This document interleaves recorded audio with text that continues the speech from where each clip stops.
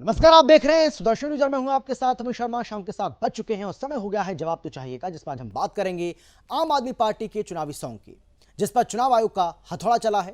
दरअसल लोकसभा चुनाव के लिए आम आदमी पार्टी ने एक सॉन्ग जारी किया था जिसका नाम है जेल के जवाब में हम वोट देंगे, जिस पर चुनाव आयोग ने कड़ी आपत्ति दर्ज करते हुए आपसे इस सॉन्ग में बदलाव करने को कहा है। और जैसे ही चुनाव आयोग की ओर से आपत्ति आई, वैसे ही आपने इस पर वोट पाने का जुगाड़ भी ढूंढ लिया। यहां गौर करने वाली बात यह है कि चुनाव आयोग ने गाने में बदलाव करने को कहा है, लेकिन आपकी ओर से यह प्रचारित किया जा रहा है कि चुनाव आयोग ने इस गाने पर ही रोक लगा दी है। आम आदमी पार्टी के नेता और दिल्ली सरकार में मंत्री आतिशी ने यह कहा कि एक बार फिर भारतीय जनता पार्टी ने अपनी तानाशाही का सबूत जनता के सामने रख दिया है। तानाशाही सरकारों का यह भी दूसरा लक्षण होता है कि दूसरी पार्टियों को प्रचार से रोका जाता है।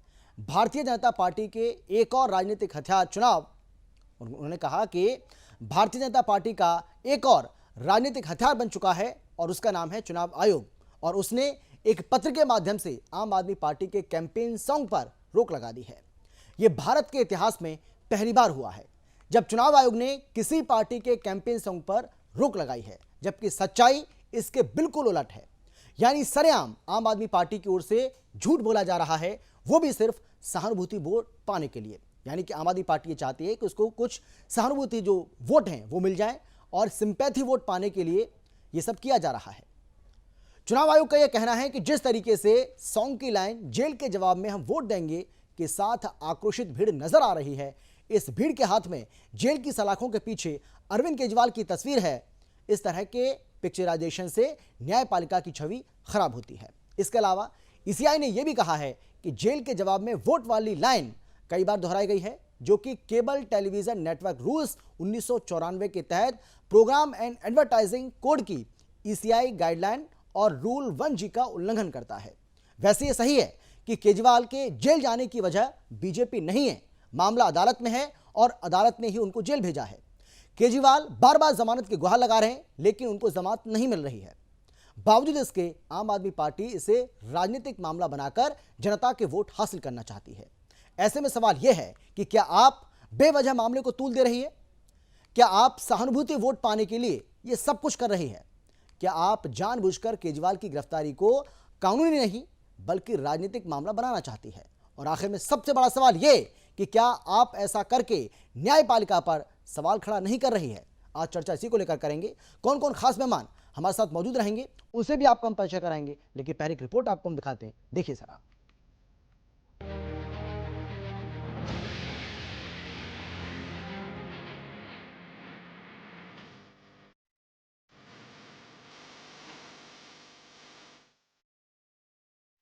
चुनाव आयोग ने लोकसभा चुनाव से ठीक पहले आम आदमी पार्टी को झटका दिया है। आयोग ने आम आदमी पार्टी के चुनावी कैंपेन सॉन्ग पर रोक लगा दी है। हाल ही में पार्टी ने अपना कैंपेन गीत लॉन्च किया था। दिल्ली के मुख्य निर्वाचन अधिकारी कार्यालय का कहना है कि आम आदमी पार्टी ने कैंपेन गीत जेल का जवाब वोट से में केबल प्रोग्राम कोड का उल्लंघन किया गया है। कोई भी राजनीतिक दल अपने कैंपेन गीत या चुनाव प्रचार के वीडियो में न्यायपालिका पर सवाल खड़े नहीं कर सकता है। किसी को जेल में होना न्यायपालिका से संबंधित मामला होता है। उन्होंने कहा कि जेल का जवाब वोट से कैंपेन गीत में न्यायपालिका पर सवाल उठाए गए हैं। एमसीएमसी ने कैंपेन सॉन्ग के कंटेंट में संशोधन कराने की सिफारिश कर उसे वापस लौटाया है। आयोग के इस कदम पर आपने विरोध किया है। भारतीय जनता पार्टी के एक और राजनीतिक हथियार इलेक्शन कमीशन ऑफ इंडिया ने अपने इस पत्र के माध्यम से आम आदमी पार्टी के कैंपेन सॉन्ग पर रोक लगा दी है। ये भारत के इतिहास में पहली बार हुआ होगा कि किसी पार्टी के कैंपेन सॉन्ग पर इलेक्शन कमीशन ऑफ इंडिया ने रोक लगाई होगी। बता दें कि दिल्ली के सीएम अरविंद केजरीवाल न्यायिक हिरासत में दिल्ली के तिहाड़ जेल में बंद हैं। ईडी ने उन्हें दिल्ली शराब नीति मामले में गिरफ्तार किया है, जिसके बाद लगातार आम आदमी पार्टी की ओर से इस गिरफ्तारी को राजनीतिक बताया जा रहा है, जिसके प्रति उत्तर में आपने चुनाव को ध्यान में रखते हुए ये गीत को चुनावी कैंपेन के लिए लॉन्च किया था। अब चुनाव आयोग ने इस पर कार्रवाई की।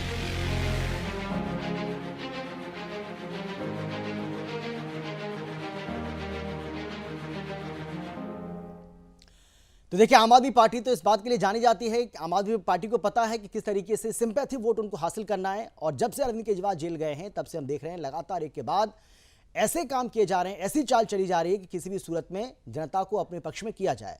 लेकिन जनता इतनी बेवकूफ़ भी नहीं है, जनता को सब समझ में आ रहा है कि आखिर हो क्या रहा है और चल क्या रहा है। क्योंकि यहाँ भी आप देखिए, यहाँ पर चुनाव आयोग की ओर से रोक नहीं लगाई जाती है, बल्कि ये कहा जाता है कि ये जो आपका चुनावी सॉन्ग है, ये चुनाव प्रचार के लिए जो सॉन्ग आपने तैयार किया है, ये सॉन्ग हमारे जो रूल्स एंड रेगुलेशंस हैं उनके ऊपर खरा नहीं उतरता है। तो इसमें आप बदलाव करिए। उसको बदलाव करने के बाद आप इसको एक बार फिर से हमारे पास सबमिट करिए, और जब सबमिट होगा तो उसके बाद हम आपको सर्टिफिकेट जारी करेंगे। बस इतनी सी बात है।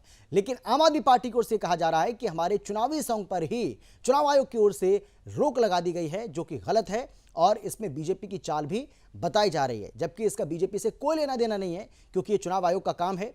कौन सा सॉन्ग चलेगा किस पार्टी का नहीं चलेगा, अगर उसमें किसी तरह की कोई दिक्कत है, चुनाव आयोग को लगता है कि ये चुनाव आचार संहिता का उल्लंघन है, कोड ऑफ कंडक्ट का ये उल्लंघन है, तो चुनाव आयोग उसके हिसाब से फैसला लेता है। लेकिन आम आदमी पार्टी इसको इस तरीके से प्रचारित कर रही है कि ये सब जो किया धरा है वो भारतीय जनता पार्टी का है, बीजेपी का है। और यही वजह है कि आम आदमी पार्टी अब इस मुद्दे को भी, जबकि मामला चुनाव आयोग के बीच का और आम आदमी पार्टी के बीच का है, उसको बीजेपी से जोड़कर इसको राजनीतिक लाभ उठाने की कोशिश कर रही है। आज चर्चा इसी को लेकर करेंगे। लेकिन कौन कौन खास मेहमान हमारे साथ मौजूद है, सबसे पहले उनसे आपको हम परिचय कराते हैं। हमारे साथ बीजेपी की ओर से बीजेपी के प्रवक्ता अधिवक्ता विजय शर्मा जी हैं, बहुत स्वागत है सर आपका। इसके अलावा हमारे साथ आम आदमी पार्टी की ओर से आम आदमी पार्टी के नेता अमित शर्मा जी मौजूद हैं। अमित जी, आपका भी स्वागत है। इसके अलावा हमारे साथ मधु मुकुल त्रिपाठी जी, जो कि सुप्रीम कोर्ट के अधिवक्ता हैं, वो भी हमारे साथ जुड़ गए हैं, आपका भी स्वागत है सर। और इन सबके अलावा पॉलिटिकल एक्सपर्ट, राजनीतिक विशेषज्ञ के तौर पर रुद्र प्रताप सिंह जी हमारे साथ जुड़ गए, आपका भी स्वागत है सर। और अगर मुझे आप अमित जी सुन पा रहे हैं तो सबसे पहले मैं आप ही के पास आना चाहता हूं सर। और सवाल मेरा आपसे यही है कि भाई, चुनाव आयोग की ओर से जो कुछ कहा जा रहा है उसकी जगह आप जनता में कुछ और ही प्रचारित कर रहे हैं। चुनाव आयोग ये कह रहा है कि इस सॉन्ग में ये कमी है, आप इसको दुरुस्त करिए, आप इसको ठीक करिए, आप इसमें बदलाव करिए। लेकिन आम आदमी पार्टी ये कह रही है कि हमारे चुनावी सॉन्ग पर रोक ही लगा दी है। मतलब क्यों जनता में भ्रम फैलाने की कोशिश की जा रही है, क्यों गलत चीज को प्रचारित किया जा रहा है, उसको प्रसारित किया जा रहा है? अमित जी। देखिए, चुनाव आयोग ने जो, अच्छा, बिलाल खान जी भी हमारे साथ मौजूद हैं। बिलाल खान जी भी हमारे साथ मौजूद हैं। बिलाल जी, आपका भी स्वागत है, कांग्रेस पार्टी की तरफ से हमारे साथ बैठे हैं। ठीक है, हाँ, अब बात अपनी पूरी कीजिए सर, बोलिए सर आप। चुनाव आयोग ने जो कहा और चुनाव आयोग जो कहना चाहती है, ये उसकी अपनी कोई पर्सनल डिसीजन नहीं हो सकती है। ये डिसीजन भारतीय जनता पार्टी केंद्र सरकार की हो सकती है, क्योंकि ये पूरी दिल्ली की जनता इस बात से वाकिफ है। इस बात से इसलिए वाकिफ है कि जब हमारा एमसीडी चुनाव जो घोषणा होना था और चुनाव आयोग करने जा रहे थे, तो उसी टाइम उनका कोई नोमिनेटर आता है और उस चीज को, डेट को आगे एक्सटेंड कर दिया जाता है कि अनिश्चित काल के लिए इसको आगे बढ़ा दिया जाए। तो चुनाव आयोग किसके इशारे पे चल रही है? और आए दिन हमारा ईवीएम का भी पकड़ा जाता है। लेकिन देखिए, भारतीय जनता पार्टी कुछ भी करे तो वो सब कुछ ठीक है। और मैं एक बात आपके माध्यम से, एक अमित शाह जी की रैली में अभी सुन रहा था मैं, कि अरविंद केजरीवाल पार्टी, आम आदमी पार्टी एक सुपारी बराबर वो समझते हैं। लेकिन वही पूरी भारतीय जनता पार्टी की टीम और पूरे प्रचंड बहुमत में जो कहा जाता है कि प्रचंड बहुमत में भारतीय जनता पार्टी की टीम है, जबरा हिलाई पड़ी है वो सुपारी। इनको एक एक गतिविधि, उन्होंने कोई गुनाह नहीं किया, उनको जेल के अंदर डाल दिया, उसके कहने पे डाल दिया जिसने 55 करोड़ रुपए भारतीय जनता पार्टी को चंदा दे रखा था। नहीं अमित जी, मुझे एक बात आप बताइए। अमित जी, मुझे एक बात बताइए, क्या आम आदमी पार्टी का संवैधानिक संस्थान पर क्या भरोसा नहीं रहा है? क्या देश की न्यायपालिका के ऊपर उसको भरोसा नहीं है क्या? आप जिस संविधान लोकतंत्र की बात करते हैं, जिस संविधान लोकतंत्र की बात करते हैं, अगर उसी के तहत कोई कार्रवाई की जा रही है या उस पर आपको कहा जा रहा है कि आप इसमें बदलाव करिए, तो आप उस पर सवाल खड़ा कर रहे हैं। आप चुनाव आयोग को भी बीजेपी की टीम बता रहे हैं, आप सीबीआई पर भी सवाल खड़े करते हैं, आप आईटी के ऊपर भी सवाल खड़े करते हैं, आप अगर कोई भी केंद्रीय एजेंसी है, जांच एजेंसी है, उसके ऊपर भी सवाल खड़ा करते हैं। यानी कि सिर्फ आप ही सही हैं, बाकी सब गलत है। देखिए, सवाल खड़ा करना मेरा काम नहीं है, सवाल खड़ा तो हो जाता है और दिल्ली की जनता और देश की जनता कर देती है, जिस तरीके से एजेंसियां अपना अपना काम कर रही है। अगर एजेंसी को काम करना होता, निष्पक्षता के अंदर काम होता और दिल्ली के हित के लिए होता, देश के हित के लिए होता, तो अरविंद केजरीवाल जी को गिरफ्तार करके चुनावी माहौल को अंदर उनको अनडिवेस्टेड नहीं करते। दूसरी बात ये हो जाती है कि अगर अरविंद केजरीवाल नहीं, अगर आप ऐसा कहेंगे, अगर आप ऐसा तो कहेंगे तो मैं बात नहीं, अमित जी सुनिए। सुन रहा हूं ना मैं आपको। अगर आप ऐसा हाँ। कहेंगे तो मैं ये मानकर चलूंगा कि न्यायपालिका पर आपका भरोसा नहीं है, क्योंकि भाई अगर अगर अरविंद केजरीवाल जेल में आज हैं तो उसमें बीजेपी का कोई रोल नहीं है। बीजेपी ने उनको जेल नहीं भेजा है, न्यायपालिका जेल उनको अमित अदालत जी, ने भेजा है, जेल उनको अदालत ने अमित भेजा जी, है। बार बार न्याय की गुहार लगा रहे हैं, अमित बार बार जी, वो कह रहे हैं कि उनको जमानत मिले, लेकिन जमानत उनको नहीं मिल रही है। अमित जी, तो ये न्यायपालिका अमित का जी, मामला है, ये इसमें आप ही बीजेपी का बोल कोई दीजिए, रोल अमित नहीं जी, है। फिर हमें तो इसका बैठाना मतलब ही ये था। माना जाए मैं जवाब दे रहा हूं ना कि इसका आपको मैं। मतलब ये माना जाए कि न्यायपालिका के ऊपर भी आम आदमी पार्टी को कोई भरोसा नहीं है। आपके मुंह में अब राम आप ही बाबा में बोल छुरी, लीजिए, ये वाली बात करते हैं आप आप ही लोग। बोल लीजिए। नहीं, मैं बोल रहा हूं ना सर, न्यायपालिका अगर आप पे गलत बात बोलेंगे तो मैं ही एजेंसी पे- बोलूंगा। बोलिए। न्यायपालिका पे एजेंसी पे सवाल इसलिए उठ जाता है कि जब बात निष्पक्षता पे आती है, जब बात विपक्ष पे आती है, जब बात भारतीय जनता पार्टी पे आती है, जब बात केंद्र सरकार पे आती है, तो दो टुक में बंटते हुए नजर आता है। ये हमें ही नहीं, ये दिल्ली की जनता, देश की जनता और आपको भी आता होगा। लेकिन आप कह नहीं सकते खुल करके इस मंच पे, क्योंकि आप लोग पता नहीं किस प्रेशर में, किस दबाव में इस एजेंसी को चला रहे हो, हमें नहीं पता। सर आप लेकिन अपनी बात करिए सुनिए अमित मेरी जी, बात। अमित जी आप अपनी सुनिए, बात मैं करिए बता कि रहा हूं, आप किस अपनी दबाव बात में मैं ये अपनी भाषा बात- बोल रहे हैं। मैं आप अपनी न्यायपालिका बात के कह रहा ऊपर हूं। सवाल खड़ा अमित कर रहे हैं, जी, संवैधानिक संस्थाओं के अमित ऊपर जी, आपको मैं भरोसा सवाल नहीं नहीं खड़ा कर है। रहा आप हूं। मेरी चिंता छोड़ सवाल- दीजिए, मैं तो अमित वाकई जी, में मैं आपकी मैं चिंता वाकई नहीं में कर रहा। मैं- निष्पक्ष हूँ मैं और सवाल स्वतंत्र भी हूँ। मैं सवाल नहीं खड़ा करता हूँ, मैं आपसे सवाल खड़ा जनता कर देती है, क्योंकि आपने मुंह के बल हमेशा जब भी अरविंद केजरीवाल को ठेस पहुंचाने की कोशिश करी, 2013 से लेकर के 2024 तक का रिकॉर्ड है कि जब जब भारतीय जनता पार्टी आम आदमी पार्टी को दबाने की कोशिश करी है, दिल्ली की जनता उतना ही बहुमत से अरविंद केजरीवाल और आम आदमी पार्टी को बहुमत दे करके और भारतीय जनता पार्टी के गाल पे तमाचा मारा है। ये बात ये भूल जाते हैं। और 2024 की भी बात आपकी आप ही की एग्जिट पोल से देखने को बात मिलता है कि भारतीय ठीक जनता है। पार्टी जो चुनाव लड़ने ठीक है की अमित जी, बात ठीक है, मैं लौटूंगा आपके पास, मैं सुन लौटूंगा आपके लीजिए। पास। हाँ नहीं ठीक है, मैं सुन सुन लिया लीजिए सर, अभी। एक बार फिर से सुनूंगा मैं पूरी बात। अगर सारी बात मैं आप ही की सुनूंगा तो बाकी लोगों को भी तो मौका देना है ना सर। ठीक है, मैं आऊंगा आपके पास। विजय जी जवाब दीजिए। आरोप लगाया जा रहा है कि चुनाव आयोग भी अगर कोई कार्रवाई कर रहा है, अगर चुनाव आयोग ये कह रहा है कि ये जो सॉन्ग है आपका ये ठीक नहीं है, इसमें आप बदलाव करिए, तो इसके लिए भी बीजेपी जिम्मेदार है।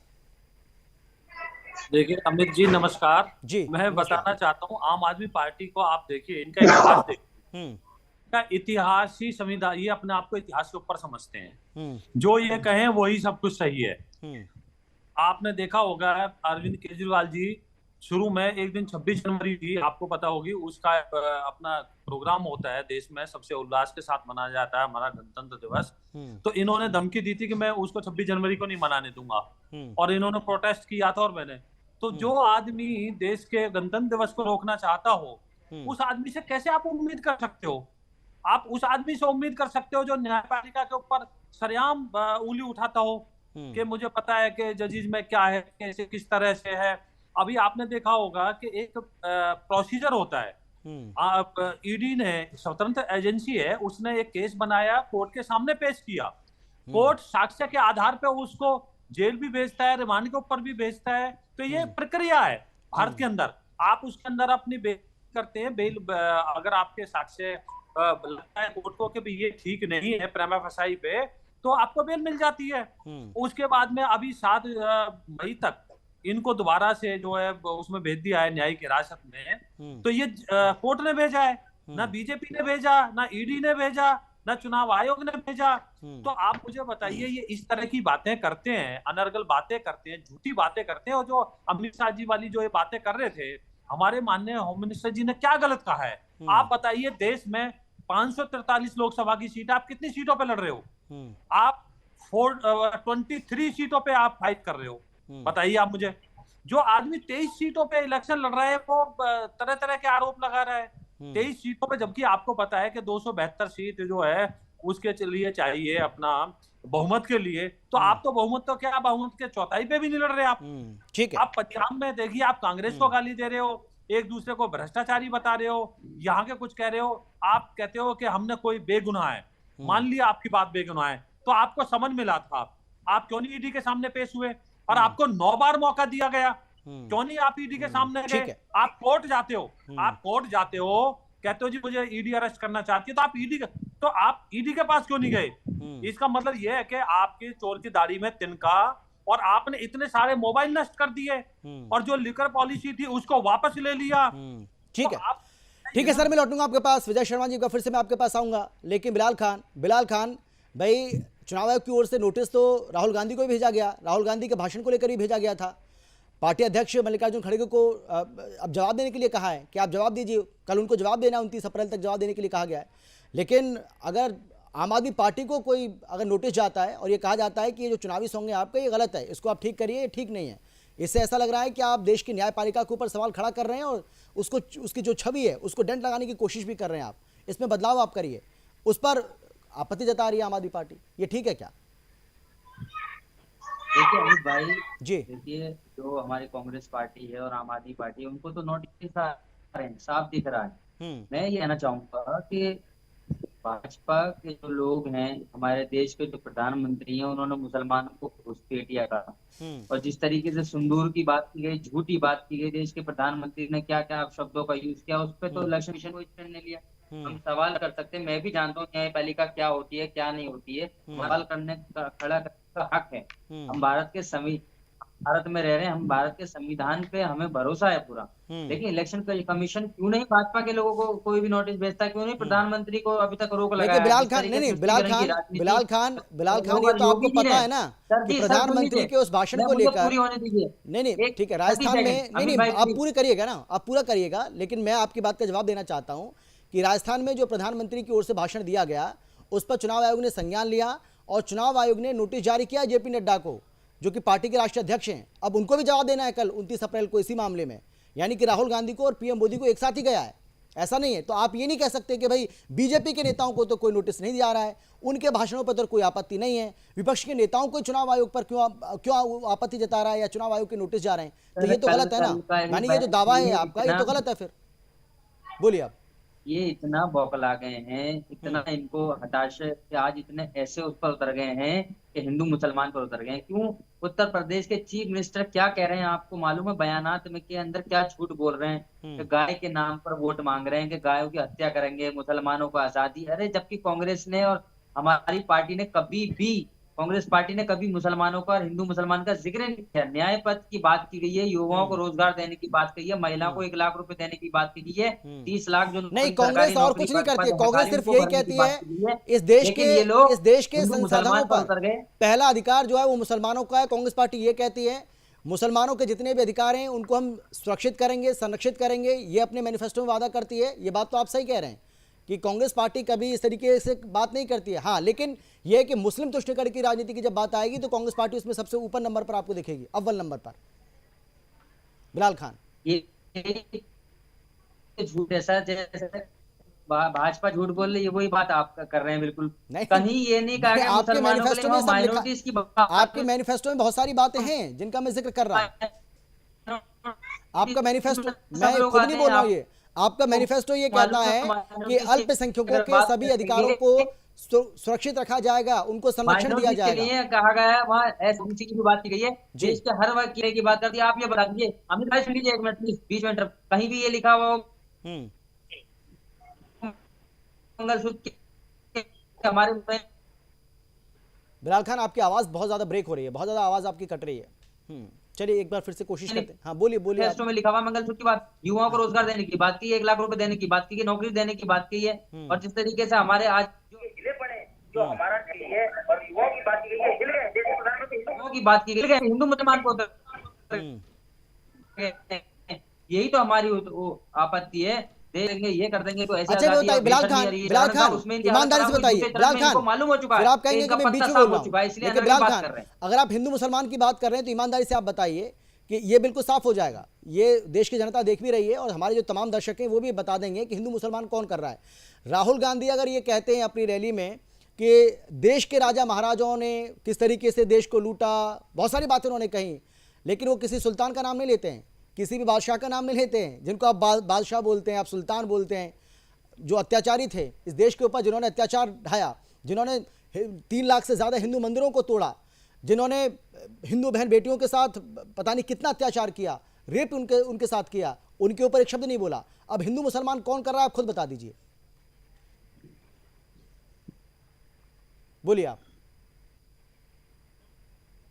बिलाल खान आवाज आ रही है आपको मेरी? सुनिए, अमित भाई मुझे कंप्लीट होने दीजिए। हाँ, बोलिए। देखिए जो चीज आप बता रहे हैं वो हमसे अलग हटके हमने कभी भी हमारे न्याय पत्र में ये नहीं उससे छीन के इससे दे देंगे, मंगलसूत्र छीन लेंगे और गोल्ड का मसला, ये अलग बात है। ये जो है भाजपा के लोग जो है ना, जब इनको कुछ नहीं मिलता तो इसी मुद्दे पर होता थे। क्यों नहीं कहते 2014 में आपने वादे किए थे, कितने पूरे किए आपने? 2019-14 का तो नहीं दिया, 2019 का ही दे दीजिए। क्या क्या आपने कहा? 2 करोड़ युवाओं को रोजगार नहीं देने नहीं, की इसका बात की, जवाब तो 15 लाख जनता के दे देगी अकाउंट बिलाल देंगे खान, इसका और जवाब स्मार्ट तो सिटी जनता दे बनाएंगे। देगी, आप उसकी ये टेंशन बात मत पूरी की लीजिए। आप लोगों ने 2014 में दिया, महिला सुरक्षा की 2019 में बात दिया, की, लेकिन 2024 में भी दे तरीके देंगे।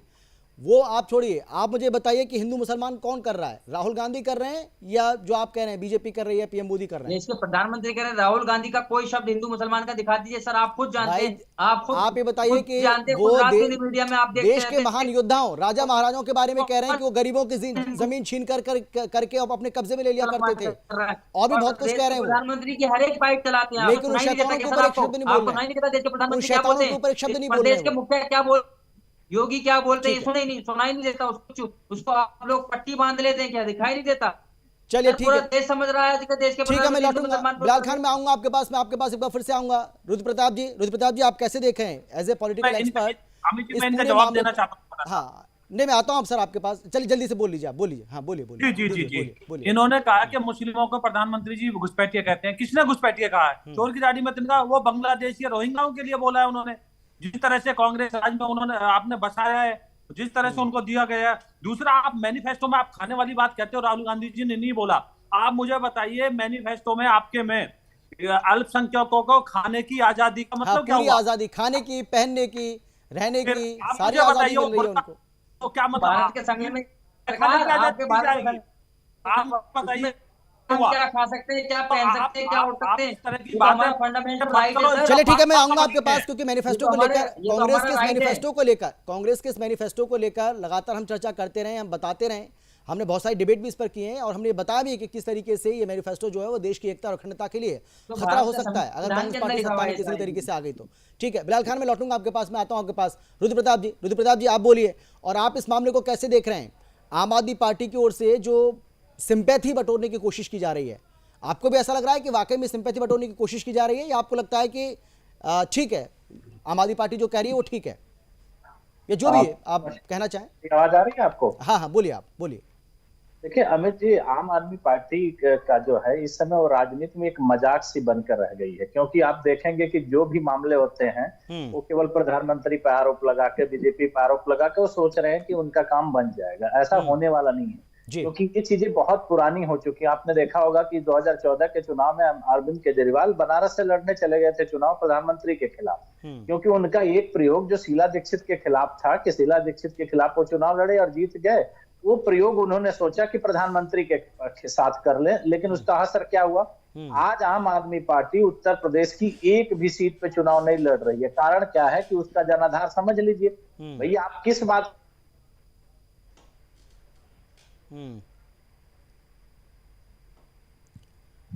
मुद्दे आम आदमी पार्टी के पास है? केवल एक से उल जुलूल मुद्दे हैं। आप बताइए कि ये लोग उनको टीक लगाने के लिए उस पर प्रदर्शन कर दे रहे हैं, उनके खाने को लेकर के, उनका डाइट नहीं मिल रहा है, ये नहीं मिल रहा है, ऐसे नहीं मिल रहा।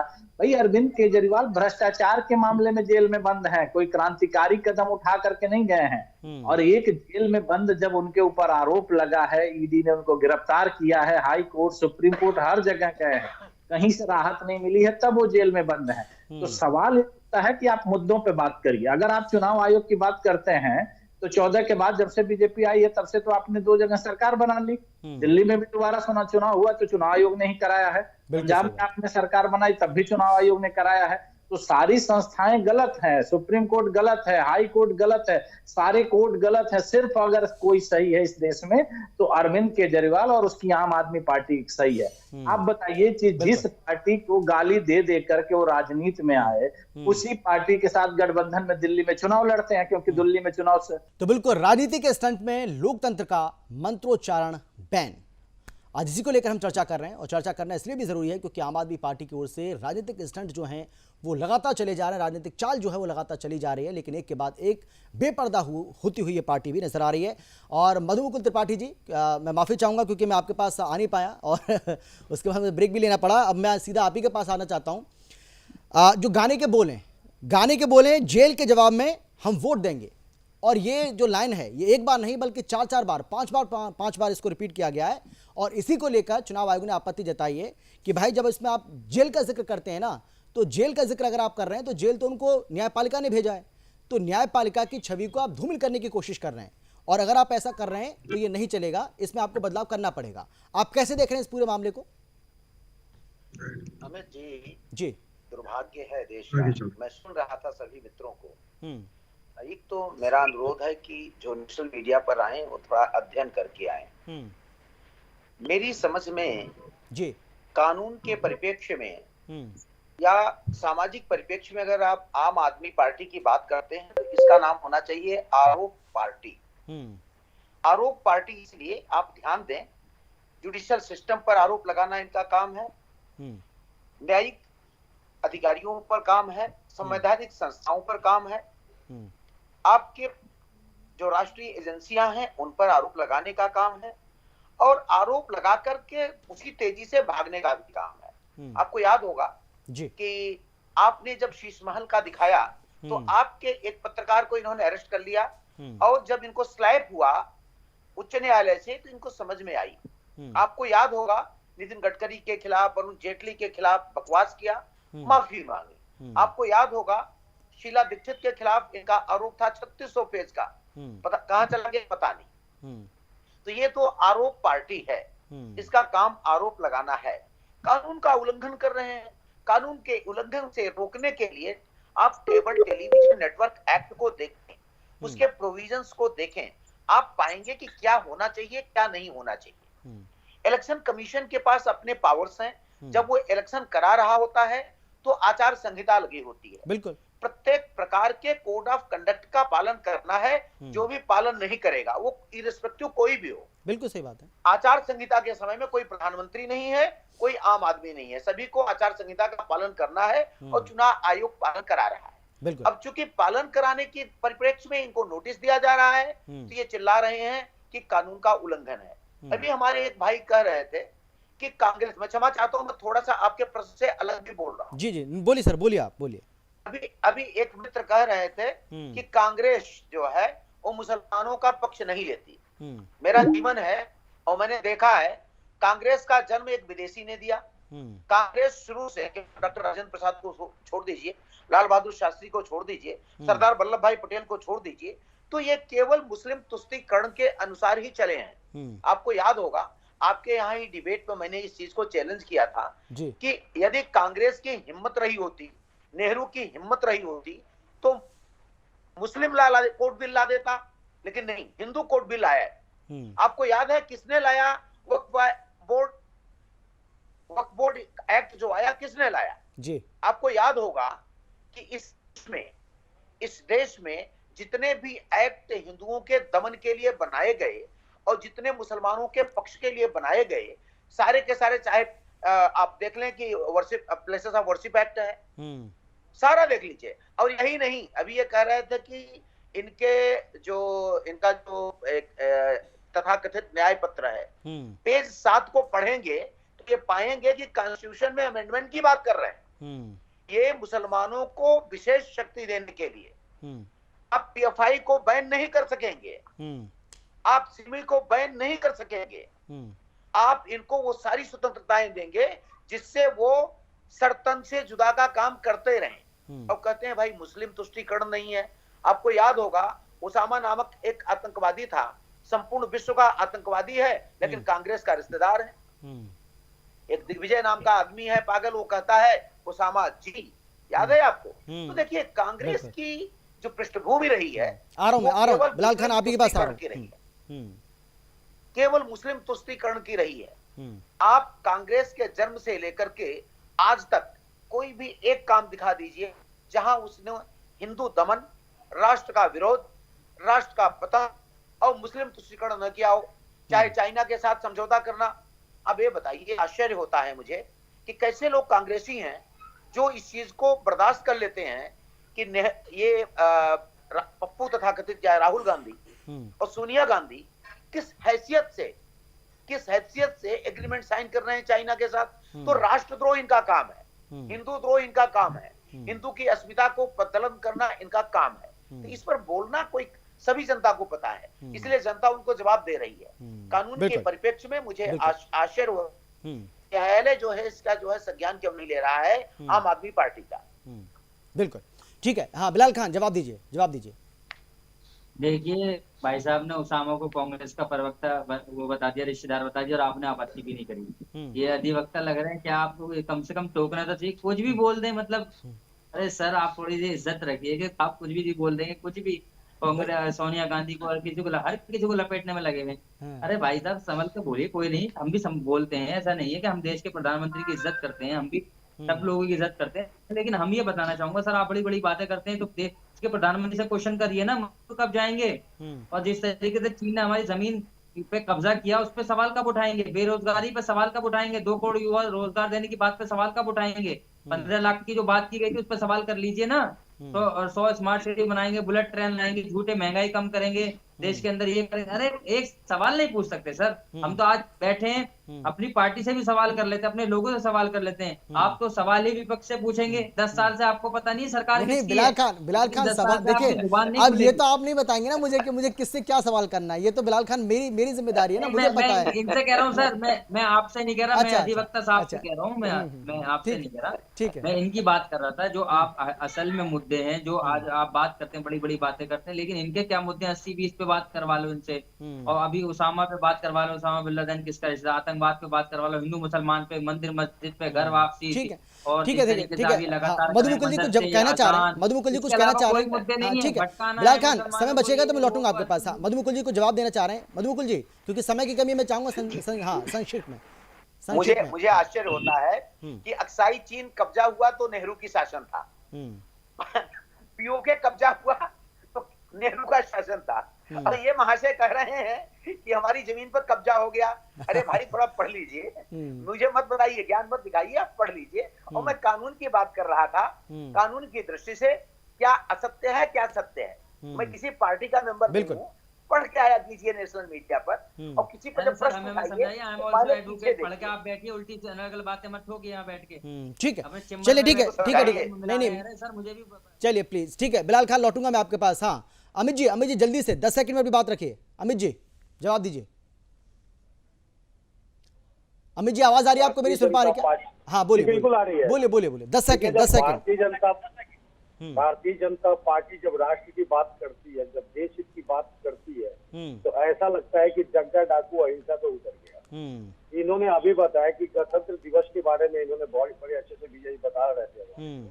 मैं ये कहता हूँ कि इन्होंने तो तिरंगा फहराने से भी कतराते हैं अगर आरएसएस के लोग, और वे अपने नहीं आरएसएस की जो भूमिका है ना इस देश को आजाद कराने में, इस देश के को विकसित भारत की तरफ जिस देश की लगातार हम बढ़ रहे हैं, उसकी कोई बराबरी नहीं कर सकता। ये बात आप भी जानते हैं, आप मुंह से कुछ भी बोलते रहिए। ठीक है, जल्दी से विजय शर्मा जी 10 सेकंड में। विजय शर्मा जी, हाँ विजय जी बताइए, बोलिए जल्दी से। हाँ, जी आप बताइए, जो देशद्रोही हैं, जो आतंकवादी हैं, उनसे पैसे लेने के आरोप आपके पास है। पन्नू अमेरिका में बैठ के बोलता है कि मैंने आम आदमी पार्टी को पैसे दिए हैं। आप बताइए ना, उसका जवाब दीजिए। अगर कहीं भी ठीक है, समय बचा नहीं मेरे पास, मैं चाहता था मैं आप सभी का आखिरी कमेंट लूं 10 सेकंड का सबसे, लेकिन मेरे पास बिल्कुल समय नहीं बचा, इसीलिए फिलहाल इतना ही। आप देखते रहिए सुदर्शन न्यूज। जय हिंद।